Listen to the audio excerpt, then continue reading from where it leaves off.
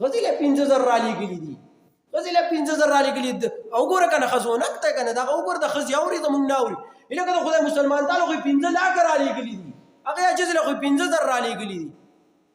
او چې په کور کې شر شي پټې پټې وله رالیږي که نه، هغې پټې پټې وله رالیږي. او دا چې ورسره دا زمونږ نه په پټه لیږي دا ګور ورسره کوي نو دا وله پیسې رالیږي، دا وله څه کوي پیسې وله رالیږي. نو د مور پلار نه بیا شون کاته پروت دي. نو کرور له په لکونو راولېږلې او دې خوا چېرته خپلې ښځې له 1,000 راولېږلې، دې وي هغه که نه وګوره هغې له رالیږي او مونږ له نه رالیږي. لکه تا له تلی دی دلته خو چې سخته تېرېږي نو په ښځه تېرېږي. ته دې څه خبرې؟ او بیا مونږ دا چل کوو. زما ټولو مسافرو ته دا خواست دی، ټول مسافر چې څومره دي خپلې ښځې له ښه په جار پیسې رالیږه، ښکاره وله رالیږه، ښکاره مور دې پې خبرې، پلار دې پې خبرې، وروڼه دې پې خبرې. وایي ورورې وایي زه چې دلته ناست یم زه دې دپاره ناست یم چې دا خپله ښځه سمځی ته کړم، بله ورځ به رانه ته جدا یې، بله ورځ به رانه څه ته جدا یې. او مونږ ټول خلک څه سعودي، دوبۍ، ملیشیا څه کوو هلکه بچو له مزدوري کوم. او هغه بچي څه کوي؟ بچي پسې دلته کنځل کوي.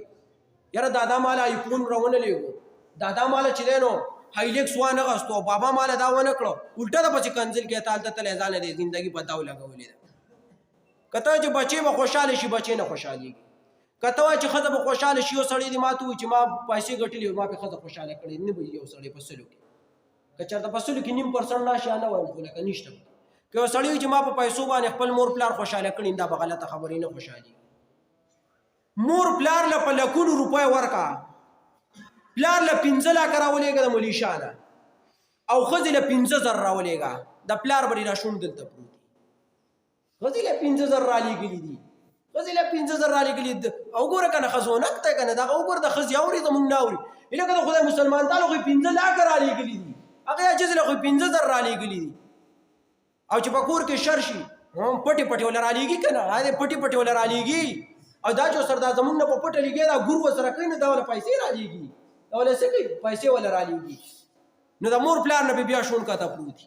نو کرور له په لکونو راولېږلې او دې خوا چېرته خپلې ښځې له 1,000 راولېږلې، دې وي هغه که نه وګوره هغې له رالیږي او مونږ له نه رالیږي. لکه تا له تلی دی دلته خو چې سخته تېرېږي نو په ښځه تېرېږي. ته دې څه خبرې؟ او بیا مونږ دا چل کوو. زما ټولو مسافرو ته دا خواست دی، ټول مسافر چې څومره دي خپلې ښځې له ښه په جار پیسې رالیږه، ښکاره وله رالیږه، ښکاره مور دې پې خبرې، پلار دې پې خبرې، وروڼه دې پې خبرې.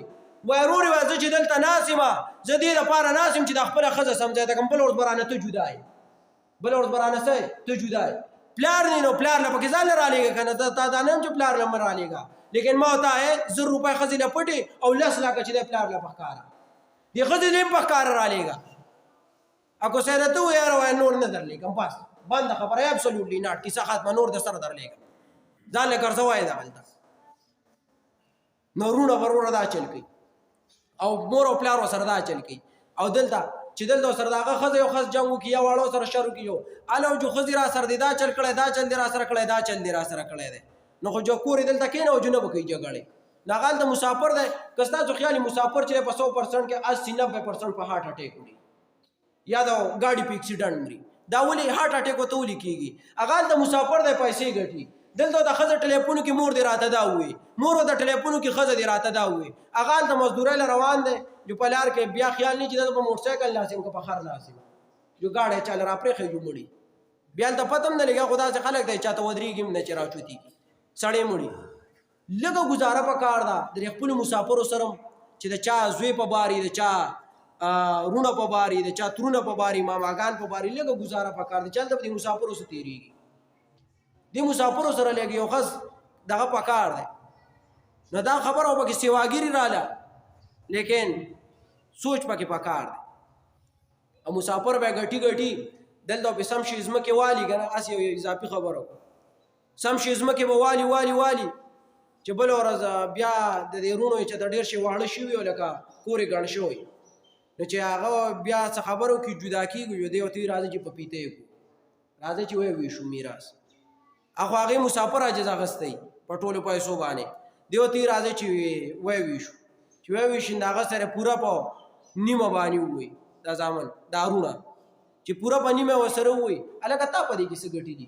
وي ما غم خادي کونه نه به دې کوله که نه، غم خادي تا غلا کولا ځان له بدی کولا هغه چې تمړ شي تعالی خلق راضي الله له کولا ځان له اخرت له کولا نو دی چې کوم سړی مسافر دی مسافر او هغه په پاکستان کې زمکه اخلي او دا رور وسره دلته شیده شریک دی او یو ځای حساب کتاب دی او د ملیشا یا دوبه سعودي والا رور وته وي چې یاره ورور ما او تا شریک یو ته کور چې د غم خادي کوا کور څوکۍ کوا دا واړه بچی می ساته او د دوی د کانا پینا خیال ساته او چې څه پیسې لګم هغه به دوړو پنی مې کوزمه کالو کار سالو هغه به دوړه بیا په حساب تقسیمو نو کدا چې اګریمنت ما کې وکړو بیا سره راسي چې نیمو کی کدا چې اګریمنت نه کړی دی دلته په تیار نه استه لکه زما په شانتي او تشخل کو ته بیانونه کې او بس د خپلتي غري او دلته په پټاکا پکاته جو پټاکا په بار راځي او رور بیل د ملیشا په سعودي کې غټي او بلور چې خبره شو دی او ته چې راز ضرور په پیته کو او راز ضرور چې غټ وتا کېدم دا مال د پر حرام او ناروا تا غټلې دي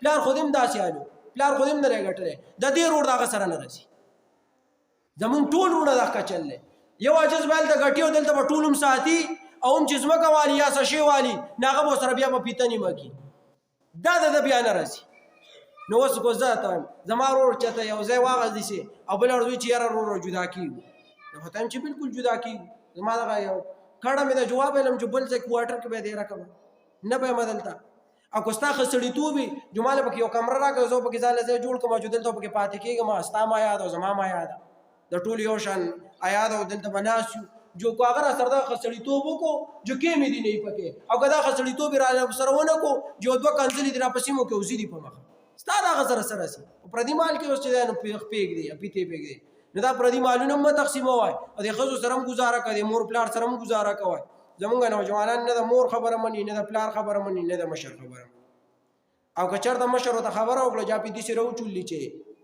د مشر سره ماته ختمي کی بیا سره تش 5000 پاتې یو پیره به کشر راو ګرځا او د غوګ د خواولو و ورته پاسه او دا تعذيبن وال دي دا جایز دي خلک کوي دا وال ناجایز دي په سکول کې هم تعذيبن وال جایز دي په مدرسه کې هم تعذيبن وال جایز دي حدیث کې راغلي او کور واړه هم تعذيبن وال جایز وغایها د تعذيبن وال کوي یو لاس کول هم